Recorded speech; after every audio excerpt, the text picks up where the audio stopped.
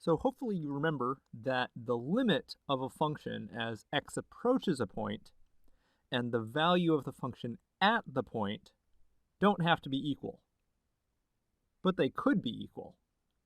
So we're going to give a name to the situation in which they happen to be equal. We're going to say that our function is continuous at the point x equals a if the limit of f of x as x approaches a equals f of a itself. Now, one great thing about functions being continuous at points is that if we know that f is going to be continuous at x equals a, then that makes calculating this limit really easy. We can just calculate f of a instead. So continuity, when we have it, makes life a lot simpler. So it's fantastic. So back to the definition. We need the limit and the value to be equal. In particular, they both need to exist. Graphically, that's going to look like this. F of a has to exist, so we have to have a point at x equals a somewhere. And then the limit as x approaches a has to equal this same value. So when we come in from the left, we have to approach that value. And also coming in from the right, same thing. It's the overall limit has to equal that value. So that's basically what being continuous at the point x equals a has to look like.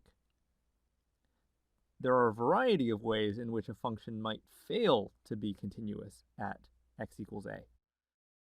First off, the limit might exist, but the value of f at a might not exist.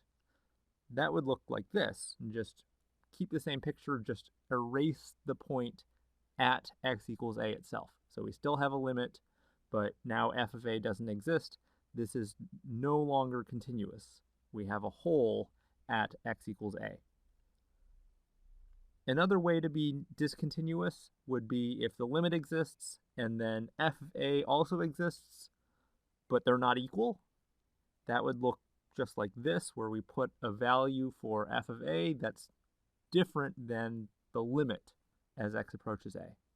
So we still have the hole in the graph of f, and that's a discontinuity. Finally, there are the cases where f of a exists, but the limit does not exist. So we know that there are a lot of ways that a limit might not exist. For instance, it might blow up as we come in from one side. One case I want to point out specifically is where the limit from the left exists and the limit from the right exists, but they're just not equal. So when they don't match, the overall limit doesn't exist and the function is not continuous. We get this jump at x equals a.